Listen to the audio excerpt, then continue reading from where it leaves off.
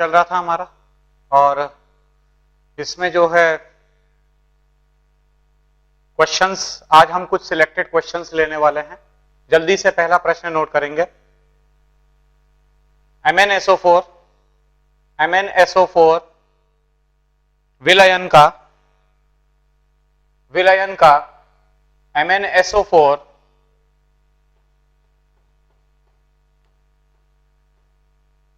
विलयन का जलीय सल्फ्यूरिक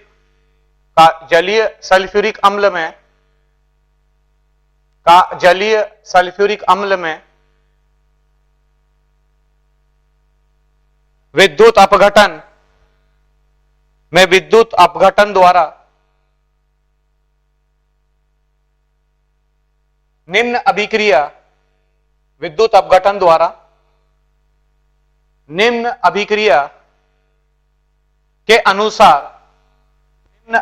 के अनुसार MnO2 बनता है। अभिक्रिया है Mn2 positive aqueous plus twice of H2O in the liquid state giving MnO2 solid plus twice of H positive aqueous plus H2 gas right. आगे लिखेंगे 27 एम्पियर की विद्युत धारा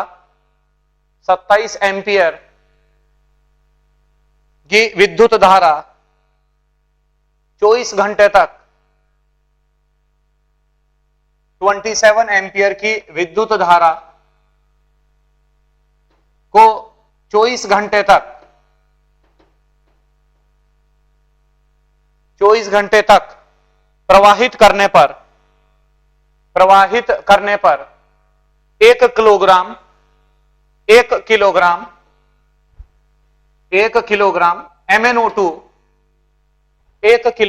MnO2 प्राप्त होता है।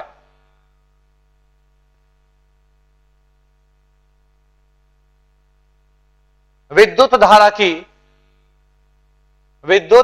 की दक्षता का मान ज्ञात कीजिए। वह एनोड तथा कैथोड पर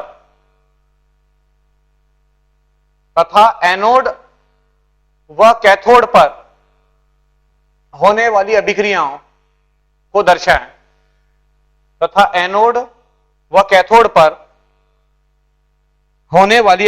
को दर्शाएं।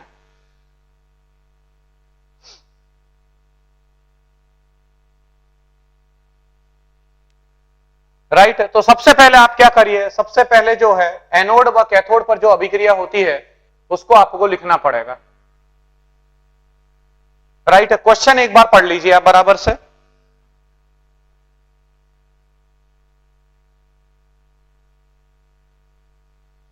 MnSO4 का विलयन है और जलीय सल्फ्यूरिक अम्ल, MnSO4 का विलयन है और जलीय सल्फ्यूरिक अम्ल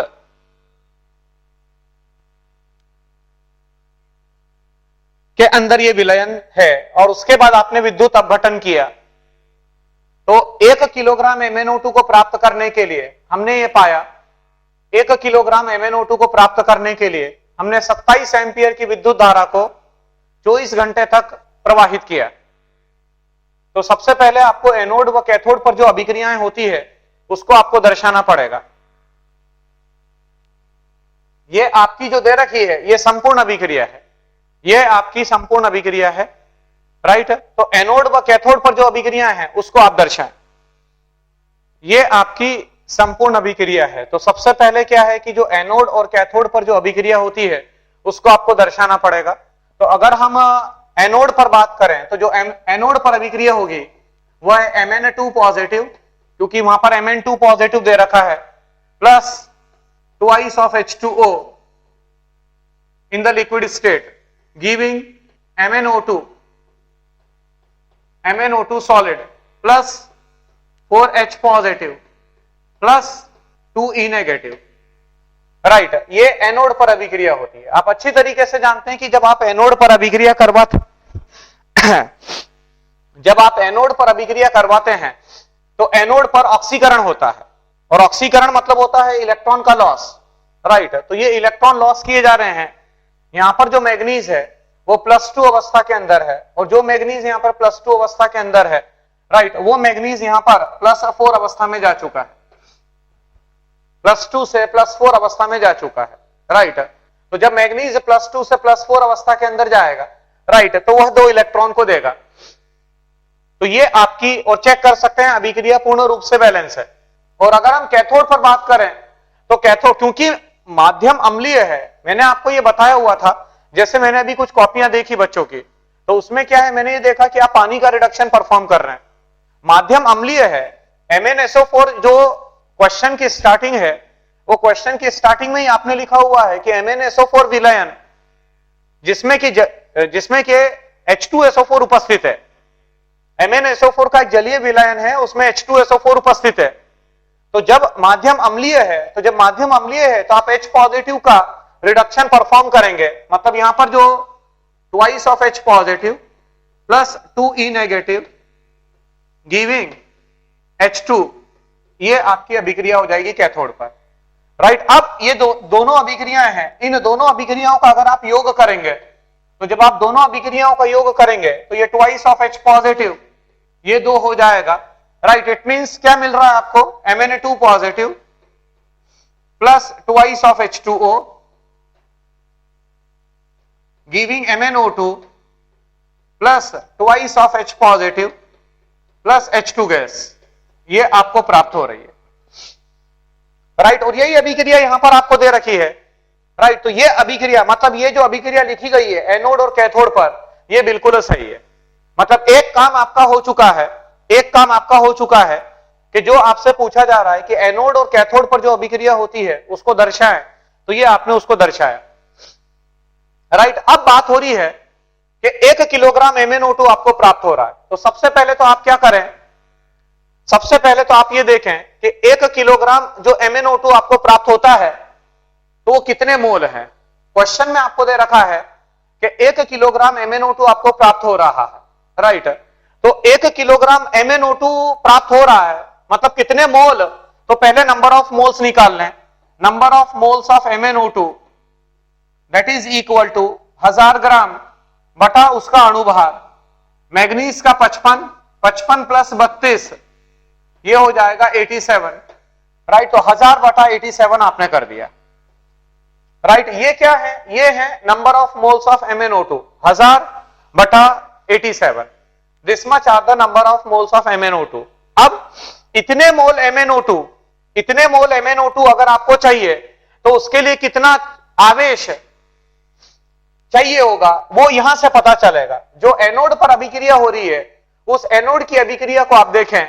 एनोड की अभिक्रिया ये बताती है कि अगर आपको 1 मोल MnO2 चाहिए, तो अगर 1 मोल MnO2 चाहिए तो उसके लिए 2 मोल्स ऑफ इलेक्ट्रॉन, राइट। ये देखिए आप, अगर 1 मोल MnO2 है तो यहां पर 2 मोल इलेक्ट्रॉन के हैं, 2 मोल इलेक्ट्रॉन मतलब 2 फैराडे, राइट। तो हर 1 मोल के लिए 2 फैराडे, राइट। तो हमारे पास इतने मोल है, मतलब कितना हो गया, Q का मान कितना हो जाएगा, मतलब कितना चार्ज आपको आवश्यक है, तो वो Q का मान पता चलेगा।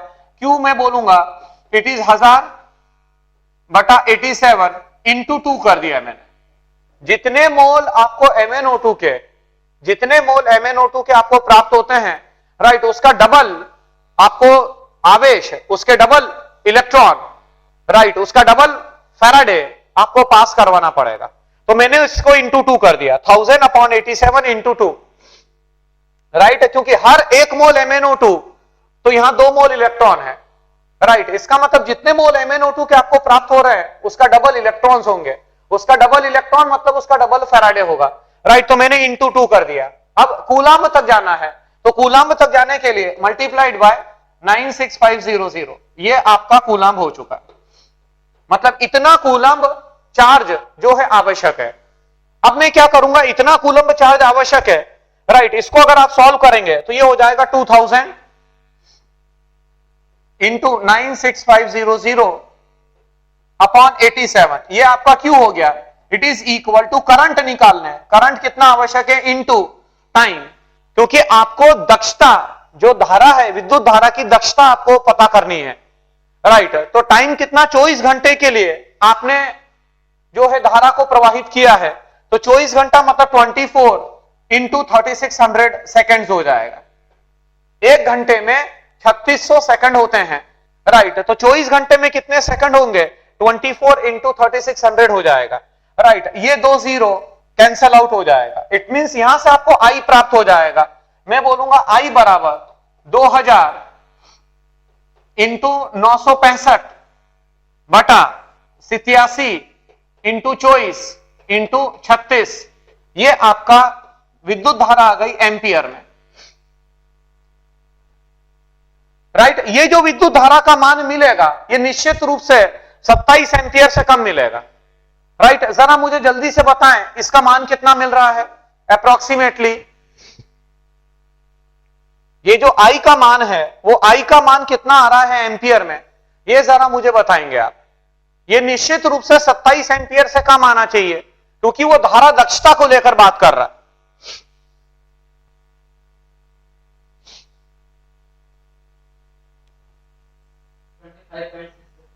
बिल्कुल सही है, 25.6 अप्रोक्सीमेटली आपका मिल जाएगा, 25.67। ये आपको इतना, ये आपकी धारा, विद्युत धारा मतलब इतनी प्रवाहित करनी पड़ेगी, राइट। तो हमने जो प्रवाहित करी है वो 27 एम्पियर की विद्युत धारा को आपने प्रवाहित किया था। तो जो धारा दक्षता है वो धारा दक्षता का मान अब आपको पता चल जाएगा। मतलब मैं बोलूंगा धारा दक्षता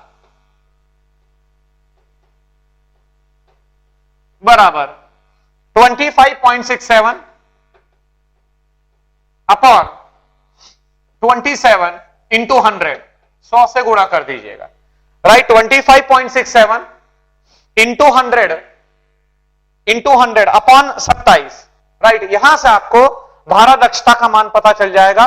तकरीबन ये मिलेगा 95%, तकरीबन ये आपको मिल जाएगा 95%, 95%। जो धारा दक्षता का प्रतिशत आपको आएगा, right, that is equal to 95%,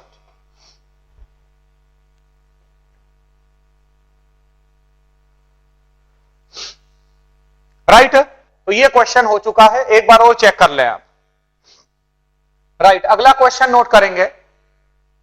एक ईंधन सेल में हाइड्रोजन व ऑक्सीजन, हाइड्रोजन H2 व O2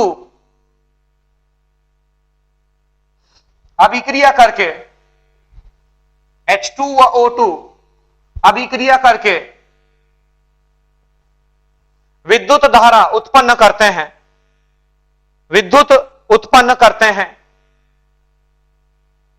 इस प्रक्रिया में हाइड्रोजन गैस का, इस प्रक्रिया में हाइड्रोजन गैस का एनोड पर ऑक्सीकरण होता है। इस प्रक्रिया में हाइड्रोजन गैस का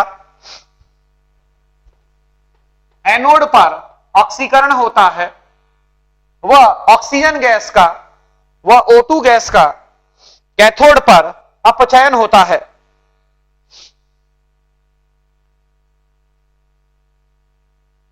यदि एसटीपी पर, यदि मानक ताप व दाब की अवस्था पर, यदि मानक ताप व दाब की अवस्था पर 67.2 लीटर, मानक ताप व दाब की अवस्था पर 67.2 लीटर हाइड्रोजन गैस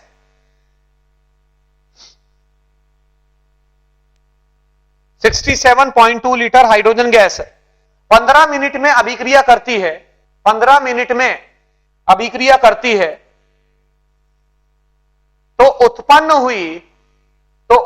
हुई औसत धारा का, तो उत्पन्न हुई औसत धारा का मान ज्ञात कीजिए।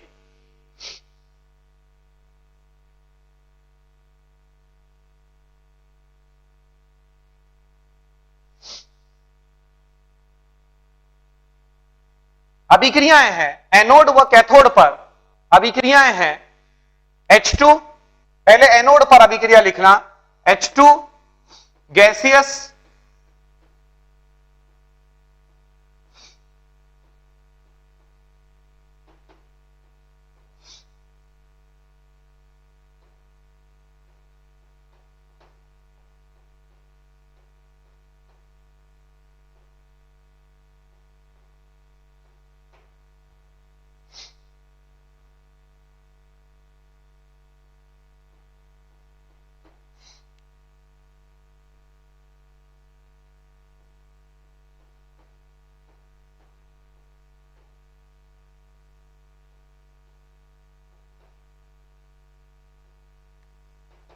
ये आपकी अभिक्रिया कैथोड पर हो रही है।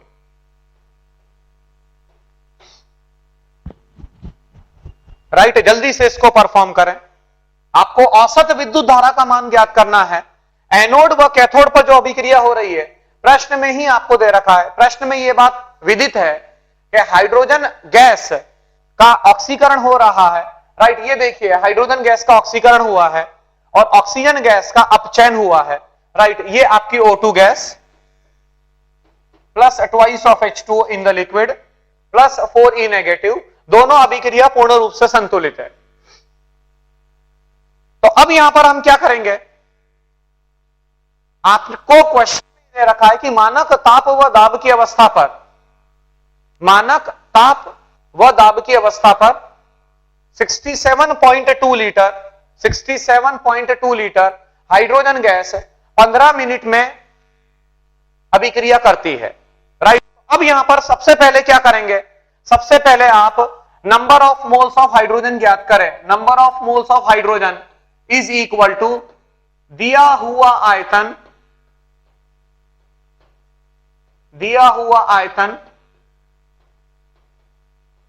लीटर में अपॉन 22.4, दिया हुआ आयतन लीटर में अपॉन 22.4। यह सूत्र इस्तेमाल करते हैं। कंडीशन क्या है कि दिया हुआ आयतन जो लीटर में है वो एट एसटीपी होना चाहिए, इट इज एट एसटीपी। तो अब यहां पर जो दिया हुआ आयतन लीटर में है एसटीपी पर वो 67.2 है। इट मींस मैं बोलूंगा 67.2 अपॉन 22.4 और इसको हल करने पर आपको मान मिल जाएगा 3। ये आपने number of moles of hydrogen ज्ञात किए जो 15 मिनट में अभिक्रिया करते हैं, जो 15 मिनट में अभिक्रिया कर रहे हैं।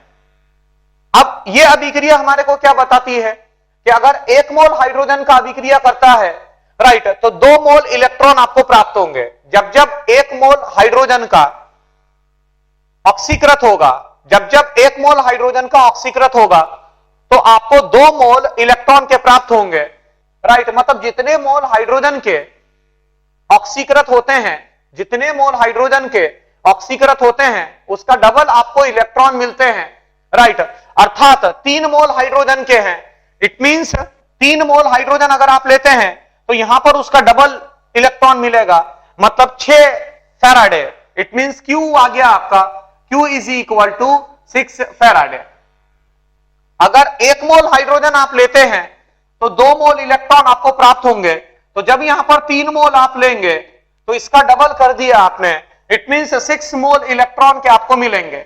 और 1 मोल इलेक्ट्रॉन पर जो आवेश होता है उसको 1 फैराडे कहा जाता है। तो यहां पर 6 फैराडे आपको प्राप्त हुआ। 6 फैराडे मतलब मैं बोलूंगा 6 into 96500 coulomb, which is equal to I into T. Right, time आपको दे रखा है कि 15 मिनट तक यह अभिक्रिया हुई, तो 15 मिनट मतलब 15 इंटू 60 आपको करना पड़ेगा। ये और ये कैंसल आउट हो जाएगा, यहां से 6 से 6 कैंसल आउट हो जाएगा। इट मींस I का मान आपको प्राप्त हो गया, I is equal to 9650 upon 15। ये औसत विद्युत धारा आपको एम्पियर में प्राप्त हो रही है।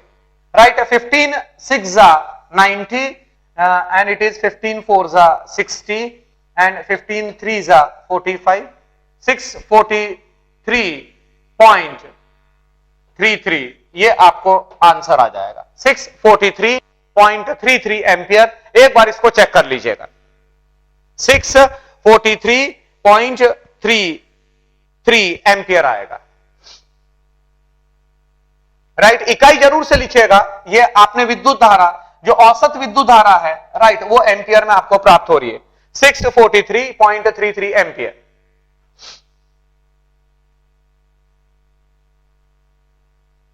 राइट, अब इसी प्रश्न को मैं आगे बढ़ा रहा हूं, इसी प्रश्न को मैं आगे बढ़ा रहा हूं। राइट, जल्दी से नोट करेंगे। यदि जो विद्युत धारा प्राप्त हुई है, जो विद्युत धारा प्राप्त हुई है, यदि उसे जलीय सिल्वर नाइट्रेट के विलयन में, यदि उसे जलीय सिल्वर नाइट्रेट के विलयन में प्रवाहित कर दी जाए, प्रवाहित कर दी जाए, तब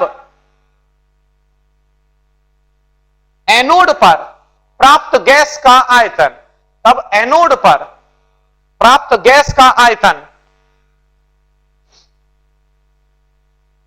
तब एनोड पर प्राप्त गैस का आयतन 27 डिग्री सेंटीग्रेड व 750 टॉर व 750 टॉर पर ज्ञात कीजिए।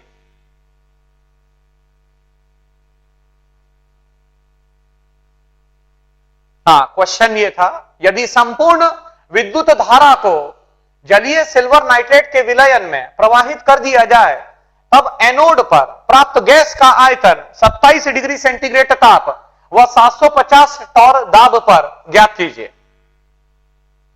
राइट, जल्दी से अब आप इसको अटेम्प्ट करें। सबसे पहले तो आपको यह चेक करना पड़ेगा कि एनोड पर जो अभिक्रिया हो रही है वो क्या है। अब जलीय सिल्वर नाइट्रेट का हमारे पास देखिएगा, AgNO3 का हमारे पास जलीय विलयन है, राइट। और कॉमन सेंस वाली बात है, मतलब यहां पर आपको यह मानना पड़ेगा कि जो आपकी इलेक्ट्रोड है वो अक्रिय है। अक्रिय इलेक्ट्रोड लेकर आप अभिक्रिया करवा रहे हैं, प्लेटिनम इलेक्ट्रोड लेकर।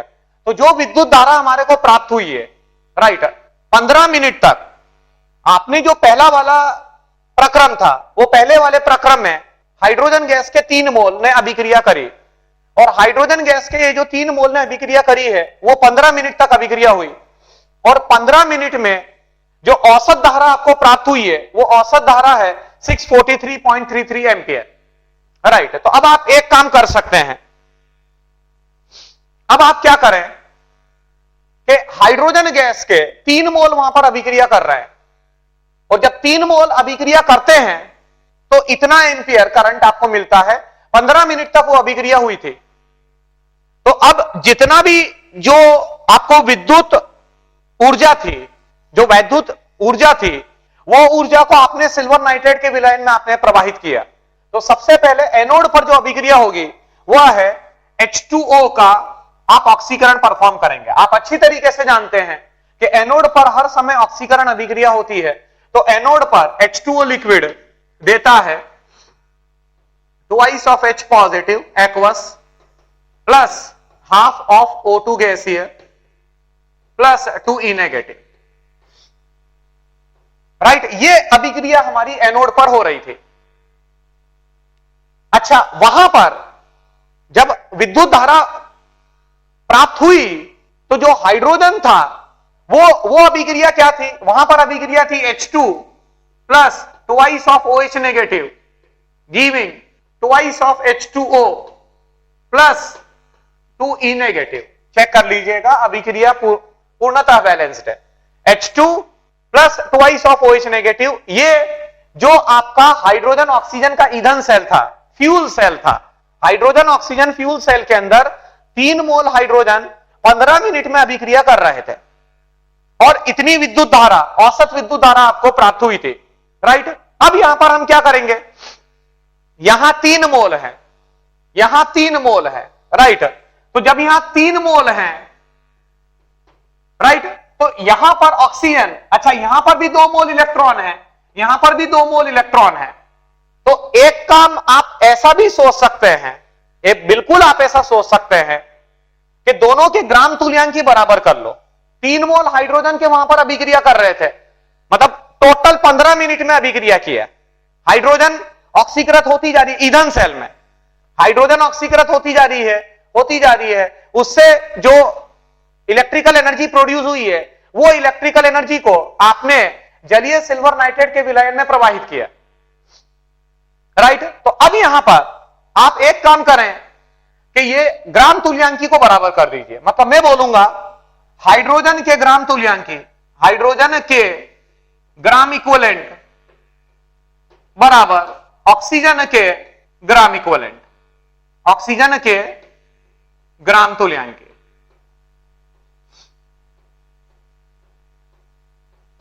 राइट। ये हमने कर दिया। अब वहां पर जो आपका हाइड्रोजन ऑक्सीजन का ईंधन सेल था उसमें 3 मोल हाइड्रोजन अभिक्रिया कर रहे थे, तो 3 मोल हाइड्रोजन मतलब कितने ग्राम तुल्यांकी हो जाएंगे, तो उसको n फैक्टर से गुणा करना पड़ेगा। मोल से ग्राम तुल्यांकी तक जाने के लिए मतलब मैं बोलूंगा हाइड्रोजन के ग्राम इक्विवेलेंट वो 6 हो जाएंगे, मतलब ये जो 3 मोल है उसको मैं n फैक्टर से गुणा करूंगा, और हाइड्रोजन का 1 मोल 2 इलेक्ट्रॉन को देता है, तो हाइड्रोजन का 1 मोल 2 इलेक्ट्रॉन को दे रहा है, अर्थात उसका जो n फैक्टर है वो n फैक्टर का मान 2 हो जाएगा, राइट। इट मींस मैं बोलूंगा 3 into 2 that is equal to 6। Hydrogen के ग्राम तुल्यांकी 6, मतलब ऑक्सीजन के ग्राम तुल्यांकी भी इतने ही प्राप्त हुए हैं, राइट। ये ऑक्सीजन के ग्राम तुल्यांकी आपने निकाल लिए। अब यहां से ये जो आपने ऑक्सीजन के ग्राम तुल्यांकी निकाले हैं इसको नंबर ऑफ मोल्स में कन्वर्ट कर दीजिए। तो ग्राम तुल्यांकी से अगर मोल में जाना चाहते हो, राइट, तो number of moles of oxygen it is equal to gram equivalents of oxygen, oxygen के ग्राम तुल्यांकी बटा n फैक्टर, n फैक्टर से आपको भाग देना पड़ेगा। तो ऑक्सीजन के ग्राम तुल्यांकी आपने कितने ज्ञात करें, वो 6 थे, अपॉन ऑक्सीजन का जो n फैक्टर है, ऑक्सीजन का जो n फैक्टर होता है वो 4 माना जाता है, राइट। तो ये डिवाइडेड बाय 4 कर दिया आपने, दैट इज इक्वल टू 1.5, 3/2। ये आपने ऑक्सीजन के मोलों की संख्या ज्ञात कर ली।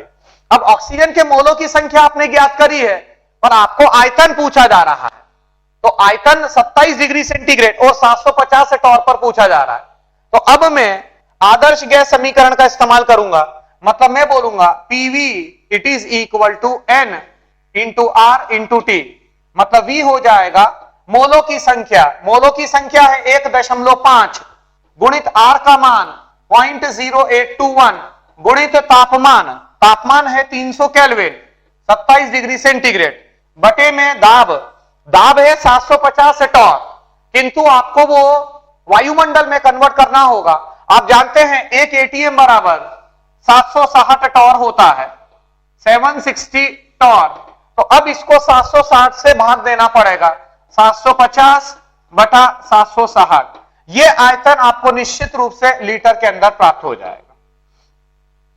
1.5 इंटू 0.0821 इंटू 300 इंटू 760, ये 760 ऊपर चला जाएगा, राइट। मतलब वो अब आप कर सकते हैं 1.5 इंटू 24.6 इंटू 76 बटा 75, राइट। तो ये आपको आयतन प्राप्त हो जाएगा, राइट।